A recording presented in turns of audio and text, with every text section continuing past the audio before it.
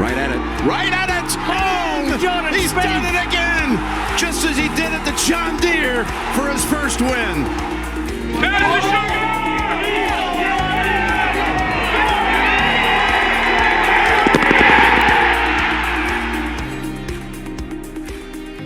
Alrighty, everyone. Welcome to the 19th episode of the Go Get That podcast. We are recapping the Sentry Tournament of Champions.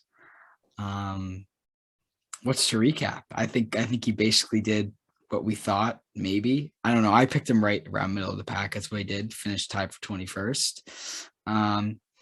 Overall, I think there's some discussion to be had about the low scores out there. I don't know what your guys' opinion are on that, but there's also a lot to talk about with Jordan, obviously, because Yeah, I picked him 25th in our preview. Finished tied for 21st, so slightly exceeded my expectations. I like the way he played, though. I think for the first event of the calendar year, there was a lot of, I guess, progress from Hero and just a lot of stuff I liked that I think long term in a few months, April, just throwing that out there, could come in handy. Mentioning those scores, I think where Sentry is on the schedule, it's like perfect. If this event was in the middle of the schedule, we're seeing 30 unders, like I would not be invested. I'm fine with it. First week of the year, a great field, low scores, it's fine, but anywhere else, no thank you. Yeah, I think the low scores are, I think, kind of partly what that course is set up for, but normally it's a lot firmer and a lot faster, so you get, and a lot windier, right? So you get a little bit more of like a challenge in terms of getting balls hole high, and then you have to be more creative in your scoring instead of just hitting it, 350 down the middle because it's the elevation and then sticking it to 10 feet. So I think it was just unfortunate that there was no wind. It was perfect every day, and they had gotten a lot of rain in the lead up, so it was soft and people were just gonna tear it apart anyway. As for Jordan, I had a couple thoughts. Jordan touched on this a little bit, but the sort of the constant improvement from day to day I thought was really good to see. Obviously going from 71 to 69 to 68 to 66 to finish, right? Bogey free on the weekend. Bogey free final 48 holes. Yeah, so he played really well to finish. I thought he just didn't really score that well, which I think was some rust. Like there were quite a few wedge shots that I was like, that just skipped a little bit more than he thought, or didn't land it in the right spot. And that's just tournament. That'll come with playing in more tournaments. Which I thought made me a little bit disappointed he's not at the Sony, because I would have liked his chances this week after what I saw last week, because I think knocked off quite a bit of tournament rust. I thought the swing looked great. They were mentioning it on some of the ESPN Plus coverage, which we can also get into because that was really good as well. But there's a lot more hip turn in the back, and there's not as much layoff at the top. And he was ripping driver all over the place. There's definitely a little bit more pop in the bat, so to speak. And the other thing is, I don't think he missed a putt inside 6 feet. I might be tripping. Good I think you're spot on. But I think at least, and we saw Mikey do it a couple times on the greens, the new aim point, stand over it with your feet. He was pretty solid inside 6 feet this week, and I think that's definitely bodes well for the future, I think. Well, I guess we're just kind of going over everything. In my opinion, I think he kind of I think he kind of exceeded and underperformed my expectations at the same time. If you had told me at the beginning of the week that he was going to finish 21 under, I would have taken that faster than anyone you know. At the same time, I didn't know that 21 under would be so out of it. But I think there's a lot of positives to take from the week. There's, again, the driver looked good except for, the few OB blasts bad few times, rusty which swings, I think. I'm praying, and I do think it's just a coincidence. And he just had some bad swings. My mental health cannot handle another one of those phases. Where he Of OB. blasted, We're getting one. where he blasted OB every time he gets on a run. I cannot go through that again because that was horrible. But the swing, it's producing. It's not the prettiest to the eye, to say the least, but It looks a lot different too. it looks That's what's kind of crazy. Is it's a lot. But I'm sure we're going to debate that. ESPN Plus coverage was great. And my biggest takeaway from the week was actually a negative one, was on the greens. Just the amount of time he wiggles over those putts is just really concerning. I think that he got better at that last year, and he's right back to where he was at the start. I don't know. Every single like tenth of a second that he's doing that, he's just thinking about the putt, which doesn't bode well for him. The stroke, but the stroke looks a lot better. Like he's stroking him well, and me and Jordan talked about it. It's not his lines. His stroke was significantly off in the fall. And yeah, he was hitting his lines on those 6-footers, which is good to see. But again, on those 15, 20 footers, I'd like to see him. Those aren't the same as 6-footers. Like if you're just standing over it for 10 seconds, like that's not going to bode well for you. But that stood out to me, so I wanted to bring that up. Other than that, I don't think it was a bad week by any means. He scored. No. I mean, 7 under isn't a bad round at all. No. I guess 1 under and 3 under isn't great, but at the same time, like he's rusty. I mean, everyone was, but he's just not. It's going to be very hard for him to win those tournaments. So I'm not going to be too upset with it. I think even if he played like perfect, like if you take away some of the par 5 play was a little concerning, especially the first 2 days. Yeah. But if if he plays those a bit better, I think the max he gets to is like 27 under if he plays like perfect, and that would still lose by 7. So I think it was a Cam Smith, John Rahm race to the finish. Matt Jones speeding by everybody at the end for 3rd, but definitely some signs of good things, I think. But I want to get back to I'll let you go ahead, Jordan, but I want to get back to the putter. I don't know like what the stats are for this week. I feel like in order to get to 30 under what Cam and John were at, you got to be making like 60% of everything inside 15 feet. I mean, you got to be making everything on the greens. I feel like especially the greens. Cam was first in putting, and he won unsurprisingly. And then I want to touch on the swing. It screams butter to me, and it screams 2015. And if that's what it looks like the first week of January, I think it's going to be a crazy good year. Yeah, I thought really. Wow. I thought his confidence off the tee is just wild. I don't think he's I mean, you're saying he's taking some time with the putter. I thought he was getting a little bit quicker on the tee. I agree with that. Does the little practice swing, and then he goes and hits it. Yeah, and I thought the rhythm looked really like the transition was smooth. There was a couple of those duck hooks where you're like, that is not pretty.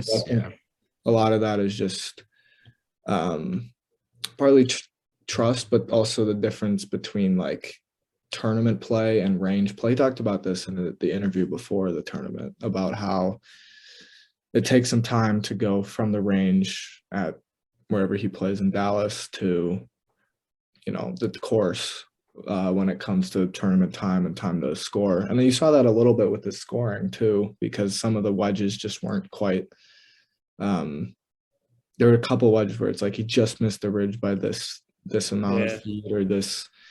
They were really close to being good, and then they just got caught up, and then it's 15 feet, and a lot of the grain and the slope were going the opposite way. Like he had some tough putts, and he left quite a few of them short. Like he didn't adjust to the speed until Sunday.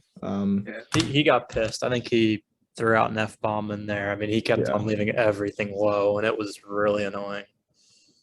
Yeah, which bodes well for farmers though, because those greens are usually rolling pretty good there. And that's when we're going to see him next, which was also news over the weekend. And I thought was maybe a touch surprising, but definitely. I'm not sure what you guys. Yeah, I'm shocked he's not playing Sony, to be very honest. He's played well at that. He's played well at this course. He likes the tournament, and he's got the entire family in Hawaii. I'm just really shocked that that he played this, but I don't know. It seemed to be the common theme. I mean, most of the big names aren't playing Sony. So after looking at the field, I mean, like, look, no offense to Cam Smith, I don't consider him in like the upper echelon names yet. Like Bryson was the only one, and then he pulled out with the wrist injury. So yeah, that's true. Yeah, it's not an amazing field at Sony. It's solid. Like it's a pretty good. There's some pretty good like B level players in there. If that makes any sense. Like the Masters champion, the B tier. Yeah, like Cam Smith's there, Hideki's there, Leishman's there. Like there's some solid dudes there, and it's a pretty good OWGR point event as well. But it's certainly not. It doesn't draw the elite names that maybe the Farmers does, and which is I think probably why he's going to Torrey. Although he's talked about in the past how it's just easy to play Sony because you're there. And it made me think about how he's got another factor to factor into his schedule, and with the baby, it's like, how much time do you play 5 weeks in a row? Can you, like, is that feasible with raising a family like that, or do you have or to 9 out of 10 if you want to add the John Deere in, or do you have to play in 2 to 3 week increments? He was in Hawaii since the new year and probably a little bit before that. So it's not like he just got to Hawaii for the Sentry. He was there about a week in advance. Yeah. So I guess he was there for Christmas and New Year. So I mean he was there for a while. So like I guess not playing Sony makes a little more sense because he was already there for a week before he played Sentry. But I'm just trying to figure out why he didn't play Sony. That could be one of the reasons. Yeah, and there were a string of commitments as well. Players, Genesis, Pebble, Farmers as well. But Phoenix, he has not made that decision yet. Although it's I don't know if my confidence level on him showing up at Phoenix has lowered quite a bit because it didn't come out in that batch of commitments. I could see why. But we'll see. I mean, he was a kind of a last minute Phoenix guy last year. Mostly he wasn't going to go, but he missed the cut in Torrey, so he decided to go. Yeah. I mean, all the ones he committed to, Genesis, Players, Pebble, they're all, I mean, 100% he's always going to play those. Farmers was the only one where like, okay, maybe if he played Sony, he wasn't going to play Farmers. But 3 of the 4 were like, surefire, I'm playing those events. And then I think we'll see as we go what else he plays. Yeah, Bob, you touched on the putter earlier. And, I'd like to actually say one more thing about the schedule. He added a whole bunch of tournaments to that website of his, but no mention of the waste management, which is normal.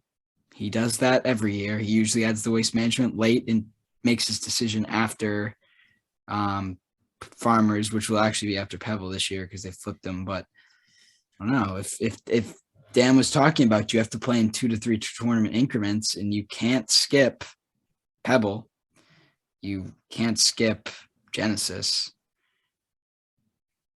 Is there a 5% chance he skips waste management? Easily. If he wins Pebble or he wins Genesis, I mean, that's just more reason to skip it, in my opinion. So. I don't know. After last year, I don't know if he can not go back. Well, yeah, that's one thing. But I also think he might be trying to space out his schedule a little bit better because it was front loaded last year. Like he played a lot in the early season. You got to leave room at the end to play the Rocket Mortgage. I mean, it makes total sense. Yeah, I mean, the end of season schedule needs some work. I feel like they need more of there needs to be a marquee event kind of at the end that's not a major, because after the Open, it's just like.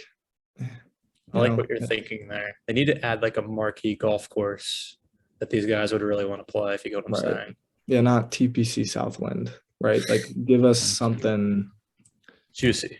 Yeah. And it's tough because it's in the middle of the summer and you can't go to Florida or Texas or Southern California because it's just too hot. A lot of it's not in the tour's hands because the private clubs, the members of those clubs, they don't want their golf course getting torn up by pros when they pay a ton of money for it. So it's not all in the tour's hands, which is part of it. Yeah. But it'll be interesting to see because if he does skip Phoenix, it'll be Genesis and then a week off and then API players and then a week off and then WGC, Valero, Masters. If he wins Pebble and skips Waste Management, is that when he pulls the trigger on Honda? No. I wouldn't mind it. 3 weeks, then a week off, then another 3. I don't know that. This makes me think that he's just not doing 6 and 7 anymore. He's not doing, at least this year. Like with Sony being under a year old. I do not see him not playing Waste Management. Yeah. After how good the fans were to him last year, I mean, the entire course followed him last year. I don't see him skipping. Let's not forget the fan that got kicked out for attempting to dive into the pond. That was electric. That was fire. If that fan follows me, I'll give him a free shirt or hat if he can prove it's him. But now let's not talk about fans getting arrested. I wanted to talk on the putter. Real quick, he finished 10th in strokes gained putting at the Sentry. I don't know if you two heard that before I just told you, but if I told you that right now, which I just did, do you think I'd be a liar? No, because I looked at the stats. Well, you're the stats guy. I bet Bob didn't know that. I wouldn't. I remember him being in the plus for the first round after, in my opinion, not putting well. So I don't know. I mean, he did hit a few, and he didn't miss inside 6 feet. All 4 rounds, he gained strokes. It helps strokes anyway. That I wouldn't believe you on, but it helps when you don't miss the 5-footers. Yeah, absolutely. Those just kill your strokes gained, right? That's the key right there. If you can just make the short ones, make a few we just mid or longer ones. And then it felt like Sunday he made pretty much every good look he had except for the one on 2, which was maybe 8 feet. Like he cleaned up pretty well on Sunday and he gained almost 2 strokes putting. So I think that should give him some good confidence for sure. And that goes kind of into the improvement too. His best day strokes gained ball striking, which is the combination of off the tee and approach, was Sunday. He was positive slightly in both of those categories on Sunday, and he didn't have his best around the green stuff. So the tee to green is about field average, but if you were slightly above average on strokes gained ball striking on any round this week, you were hitting some darts because everybody was hitting darts and you were just hitting slightly better darts. So you go. He was 24th off the tee this week out of 38. If he just gets the 3 that he blasted out of bounds into play, I wonder where he's at. So I mean, here's the thing. It's really tough to judge his game on this tournament. I mean, I agree. You can't really judge his game based on score. You can't really judge his game based on placement because it was only 40 people. And you're never going to see greens or fairways like this for the rest of the year. So, I mean, I think the biggest thing to take away from this week is the way he looked in terms of confidence. And I'll give you, and there's 2 positives and 1 negative. I did not like how he looked standing over the putts, but I loved how he looked standing over the ball. And I loved what he said after the round when he said that his swing feels better than it did at any point last year. Yeah. So from those 3 things, it's a positive week because you really can't judge it based on the placement of the score. That's just my opinion. Yeah, I think a light bulb honestly just went off inside my head. I think maybe all these guys play Farmers because that tells you where your game is. That course will tell you if you can't, because it's straightforward too. Like it's not like there's like a bunch of tricky holes. Like every hole is right in front of you. You either hit the fairway or you don't. But that's a good point. I will say that's a light bulb moment. I agree. Farmers maybe that is kind of the first, like you get into the early spring season. That's like the first test. Yeah, for sure. It's the first kind of let's see where. And you also get to see 2 different types of tests because the South course isn't that, or the North course isn't that hard at all. So you get to see kind of both both of them in 1 week, which I think is a good point. Yeah, I honestly think that might be why he plays it, because that's the first where he's like, okay, this is what I got to work on after playing that tournament. Right. And the North course is kind of a go shoot 7 under course if you can, right? And I think that was another thing is he put together Saturday and Sunday, he put together some pretty good front nines, but then Saturday kind of petered out on the back, and then Sunday kind of made a couple good up and downs for birdies on the par 5s on the back. So it felt like he couldn't keep a scoring 18 holes together the way JT did on Saturday, or the way Matt Jones did all weekend, or Rahm or Cam Smith did, which I think is partly tournament rust. Like there's just being able to do that.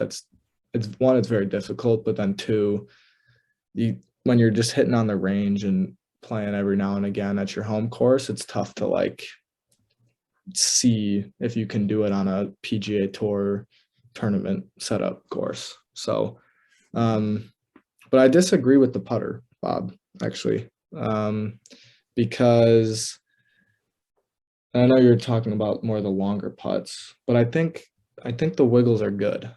Like the more wiggles he has, I think the more, Really? Well, okay, maybe not the more wiggles he has, the better, but I think the wiggles in general aren't a bad thing. But I agree that if he keeps wiggling, it's not ideal, which probably sounds funny, super funny and super weird, but he steps up and then out of context moments are gonna have to right, exactly. He steps up and if he keeps wiggling, it's good. Yeah. Hey. No, but I think part of it, the wiggle is like just to get the nerves out. It's just to get the because if you're just standing there and you're like, all right, last final check, stand up and hit, like you got to kind of shake off the solid structure of just standing over a putt. And I do think he was probably thinking a little too much about the speed. I think that was bothering him quite a bit. And I think that's probably why he maybe added an extra wiggle or two, but I honestly don't mind it. Like I feel comfortable that he is figuring that out or feels comfortable doing that. Yeah, I'd agree, honestly. I mean, I'm not anti-wiggle. He was 10th in putting. I mean, I think I'll say it again because it just went off in my mind 5 minutes ago. I think farmers will really tell him where he's at on those greens, because it's tough to make putts on those greens. So we'll really see how comfortable he is, especially from short range, where he was really good this week when he gets to Torrey. So I don't know. As Bob said, it's really tough to get a gauge on where his game is after playing a course that the average was like 5 under each day. But soon enough, we'll figure it out. Yeah, strokes gained wiggle for the week was pretty good, though. I'll give him that. He's definitely number 1 there. I mean, I can see your point, though, Bob. The more I keep talking about it, the more I think the more wiggles just equals more time. So I kind of understand it, but I don't think it's as much of a negative as I could see how people think it could be. Yeah, I'd agree. Well, I think one thing we can all agree with is this is kind of a whack week. Like it's just kind of like, but I don't hate it. I know a lot of people really hate the low scores. I think it's perfect for the start of the year. It's just like it's a shootout. Like they're playing at a great this is what we talked about in some of the earlier episodes. It's okay if you're shooting low scores as long as there's something to the course. Like the course is a fun to watch. Like give me this over 10 under at a straightforward course that's tough if it's at the right place in the schedule. Like I mean, it's fun to watch, and that's really all that matters. As long as there's diversity throughout the season and there's that even winner and that 10 under winner and a few 15 under winners, like that's all I want. I'm fine with having one tournament like this year. It's perfect because it's good for confidence. Making a lot of birdies is good for confidence, even if you're not up to near the lead. Perfect spot in the year. It's a fun little get back into the groove type thing. To see your guy making birdies is nice. And then you move on to the farmers, which could be bad. Yeah, I mean, as you said, I think the keyword's one. One of these a year is fine. If it becomes, more frequent, that's the problem. I mean, Jordan could have shot 6 under every single round. He would have lost by 6+ shots. So it's fine once. Would have lost by like 12, right? So 24. 10. 10, yeah. Wow, that's ridiculous. That's also though, they just got screwed by the weather. Yeah, that's true. The wind it was soft and there was no wind, and that's just gonna be, it's just gonna get torched. Like you could put it at, if those same conditions were at, I don't know. I can't think of a good course that would suit what I'm trying to say. It's also a par 73, so they get an extra like stroke, and the elevation and some of the holes are pretty gettable. So it's kind of designed to be a shootout. And then this year that just happened to be perfect conditions for a shootout. Yeah, it can get, sometimes the score, it's not that low. They're in the low 20s some years, and then this year they just went off. But I wanted to touch on it real quick. I know one of you guys touched on it earlier. ESPN Plus, off to a really good start, I thought. They didn't have near their full advertised coverage. It's coming at the American Express next week. I thought it was really good this week. I don't know what your guys' thoughts were. No, I agree. It was the best coverage of golf we've had in a very long time. Yeah. The announcers were even good, I think, which is not normal. We just saw a lot more golf, right? Like they had the featured group. Yeah, exactly. And then when the featured group was walking, they didn't show those dumb like power rankings. They showed maybe some strokes gained statistics, which are very relevant in today's game. And they also, they switched it around to like the 11th hole and the 8th hole and the 14th hole. So you could at least see some shots of other guys while the featured group were walking to get their shots. And they followed another group. Phil was shown pretty much every day, even though he wasn't the main featured group guy every day. But that's what people want. People want to see Phil. So, if somebody's around, if there's some big names kind of in the same group that go off early, like it's perfect. You get to see some big names, you get to see other people on the course.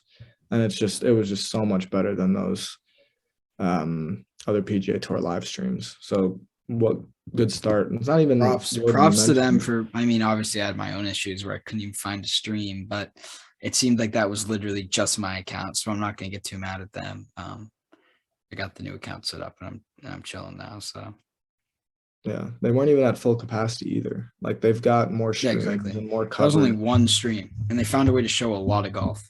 Yeah. And it wasn't during the golf that was already on Golf Channel. Like it was before the main coverage came on. So you got extended golf time, and that's exactly what people wanted. So they definitely get an A for this first week of coverage in my grade book. And it makes me really excited to see what it's like at American Express when they have the full thing going, and then also obviously at Farmers as well. Yeah, I'd agree. I think you mentioned the strokes gain was really cool that they were showing, and I watched it on Saturday, and they were showing strokes gain not just for the season but for the week. So let's say you're a viewer, you didn't watch Thursday, Friday because you're working, you tune in Saturday, you can see where the player was playing the prior 2 days, what they've struggled with, what they've excelled in. I thought that was a pretty cool addition. Yeah, I thought they did a good job this week. Any other Sentry thoughts before we get to our much awaited Sony picks, because we are so good at this. We're so good. 0 of 9. No. 0 for 9. 0 for 9. But there were some, I will say, I'm going to take the credit here. My picks were by far the best of the 3. Dan. Almost. Your Sink over Jones pick blew up in your face. Jones. Yeah. Okay, well, came in 3rd. It got off to a good start. Matt Jones was 1 over through 8. Exactly. And Patrick Reed shot himself in the foot with a 74. He was 4 over through 12. I'm making a bounce. Your bets ended up being good because Justin Thomas is good, basically. And because Shoffley, And like, bro, yeah, don't forget Shoffley's T11. Like that's 11. That's pretty ridiculous. close. I'll give you that. What was your other one though? Oh, Burger to win Group C. I mean, Burger came tied third and he lost. He lost to that. Like, come on now. Those are some almost. A lot of a lot of mine weren't that close. P. Reed was like T15. Spieth was not close at all. And then Stuart saying, and hold on, who had Finau answer over Finau? What's the logic behind that? This is a long hitter's course. Why are you picking answer? Finished exactly where I would have thought answer would finish, like bottom of the barrel. Who won the tournament? Cam Smith. Is he a long hitter? He's not a short hitter. He's not necessarily long. No, but he's not short. Cam Smith led the field and off the tee. I don't think Matt Jones is long either. Cam I'm not saying you can. I'm just saying I don't know what the logic is behind that. I'm just saying I don't know what the logic is behind that. Jordan was just going for the upset. He said it. He was plus money. All right. Abe Answer's crazy underrated too. We're coming back with vengeance. My picks this week are cheeky. Yeah, I think there are going to be some people who are going to love these picks. There are also going to be some people who are like out of your mind, and then they're going to all hit, and they're going to be coming back to me for picks next week when we don't have a pod. I don't know. We can start with outrights again. I want to go last for the last one because again, but I'll go first. Start with the, all right, Dan with the outright. Let's see it. I think Sung J-M. Oh, Sung J-M. Yeah, we're lagging a little bit here. Sorry, but I Sung J-M at 17-1. I think he's winning this week. He played really solid last week. He plays a lot. Like he ain't rusty no more. Sungbot is ready, and it's a pretty good number. I mean, there's like 2 guys in front of him in this field, but you can get him at 17. Usually there's 3 or 4 guys around like the 12-1 number. So, and he's a winner. He's done it before. I like Sanjay this week. How much you putting on him? I'm gonna go 20. So that's 20. 20 at 17-1. 20 to pay out 360. 340.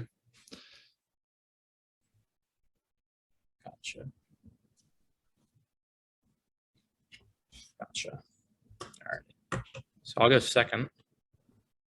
I got the big Aussie, Mark Leishman, to win this week. I like that. I thought about it. Course history, good short game. You need it around here. I like it. I got 10 on him to pay out 180. Fair. I'm trying to pull up the stat that I need for this. There we go. All right. My pick to win this week, Kevin Kisner at 34-1. He is playing good golf. Shot 24 under last week at a course that's like, how long is it? It's not short. I guarantee you that. He balled out. He hit the ball really well. He putted really well. And this is a short hitter's course. If you can putt here, you can win. Kevin Kisner is a steal at 34-1. An absolute steal. I like that pick. He making the Ryder Cup after he wins it? President's Cup. You'll have to see. Ooh, President's Cup. How much are you putting on him? 10. 10 to win to the 340. 10 to pay off. I love this pick. All right, I'll put 90 on it then. Put 5 on the other. Problem is, no, you'll see why I only put 10. You'll see why I only put 10. Okay. I love this pick. I love this pick though. Trust me. Do you want me to go first for the next one? Go ahead.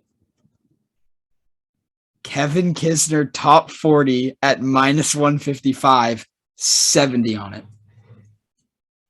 70 to pay out what? 70 to pay out 45.16 at -155. Kevin Kisner's having himself a week. 45-16. Yeah. So it'd be 70 plus 45-16. Yeah. He's having win himself a week. 45-16. Top 40 this week, guys. Top 40.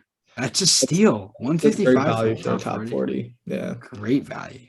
For a guy who's gonna win this week? Absolutely. If he's gonna win, make it top 10 then. There's no need. He's hedging. Watch Kisner finish T41. I'd cry. Because then both of the bets are dead. But yeah, that's what I'm going with. Big Kiz guy. All right. Me or you, Jordan? I'll go. Okay. We are going with probably the guy who has the best course history here. Do you guys know who that is? Simpson? No, that would be Chucky 3 Sticks. Charles Howell III. To do what? Oh, sorry. The top 30. He ain't winning. He's not winning. So what's the money? That's great, dude. Or what's the value for that? 45 to pay out 101.25.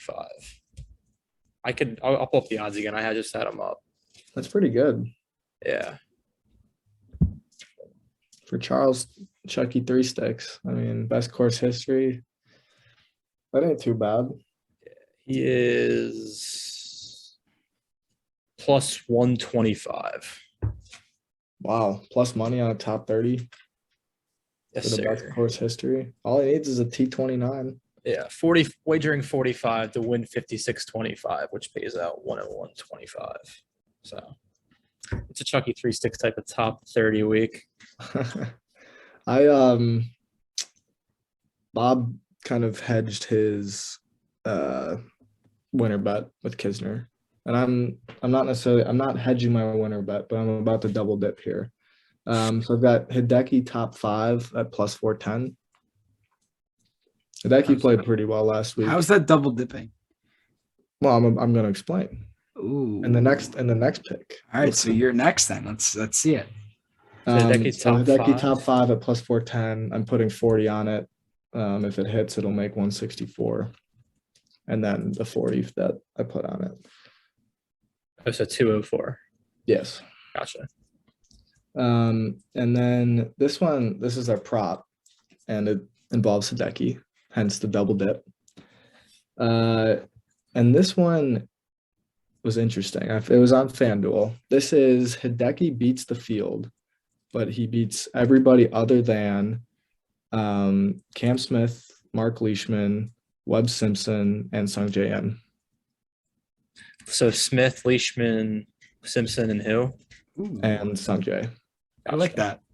So basically, he has to be the winner of everybody else except the top 4 in the betting odds. Gotcha. And if I think he's going to top 5, I think he's going to do that. And that's at 14-1. So you're putting 40 on that. So I'm putting 40 on that to make 560, so 600 total. Ooh, that seems like good odds, man. Yeah. 40 to pay out 600 on that? Yeah. Well, he just has to beat everybody other than the 4, in theory, the 4 players that Vegas thinks are the best in the field. So I really liked it.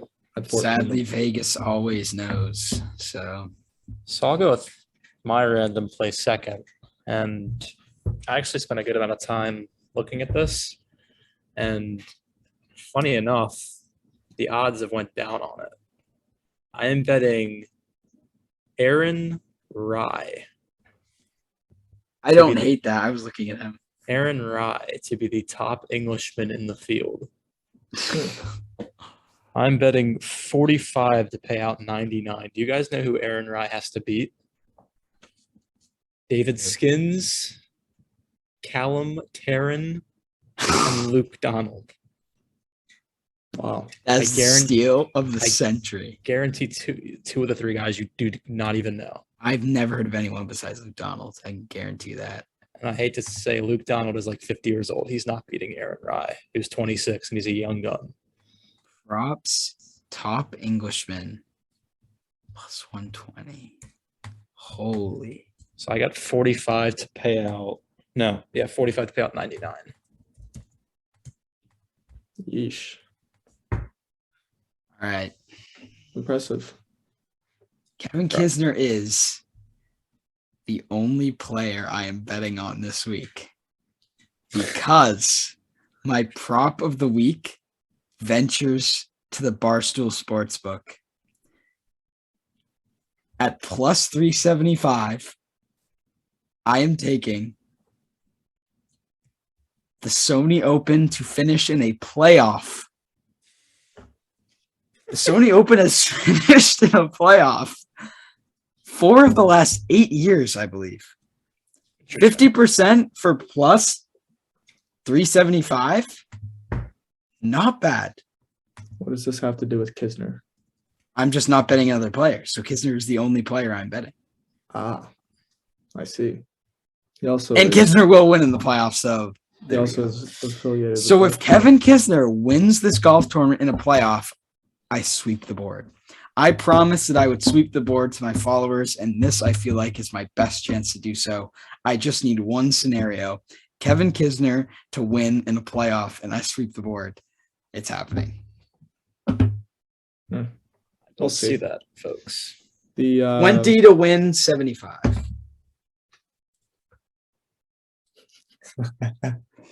So your payout's 95, correct? yeah, This is that's just true. like total. We are all down 100 points to start. Yeah, Let's see if anyone can finish the season in the plus. that would be impressive. That'd be very impressive, especially for. I mean, I don't know, Bob. You seem to hold yourself to a high standard, so I think when I that's gotta sweep be the board this week, how much am I going to be up? If I go 0 for 3, I'm going to be dead. Imagine Kisner like shoots 7 over first day. Everything's dead. Yeah, well, we'll put that clip on. I think you just cursed him, honestly. You could still get a playoff without Kisner, too. Not impossible. Oh, that's true. That's true. Honestly, the playoff. I'm going for the sweep. I don't want anything else. Plus 375 for a playoff that's happened 4 out of the last 8. That's pretty good. That's great odds. I just think it's a Sungjae and Hideki week. Now, what is the parlay odds for my 3 things to happen? Let me see. Kevin Kisner. No clue. Let me see. 375. It'd be over 100 to 1, I would think, right? Let me see.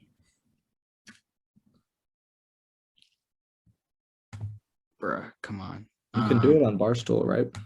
No, wait. I'm just going to look at a parlay odds calculator. All right. So plus 375. Yeah. Minus 150. Plus 3,400. And minus 155. 100 to pay out 27.3 grand. Too bad Wow. you can't parlay them. That's that. I actually don't think you're allowed to parlay a top 40 and a win because that's just like adding odds to the win. Because if you win, you. But still, we're just going to imagine that you can. So everyone imagine that you can place that parlay and win 27 fake dollars when Kevin Kisner cashes out in a playoff. I'll even go as far to say as he's going to beat Webb Simpson in the playoff, I believe. Wow. It's a lot of takes here from Bob. If this doesn't sweep, I'll retire for the American Express.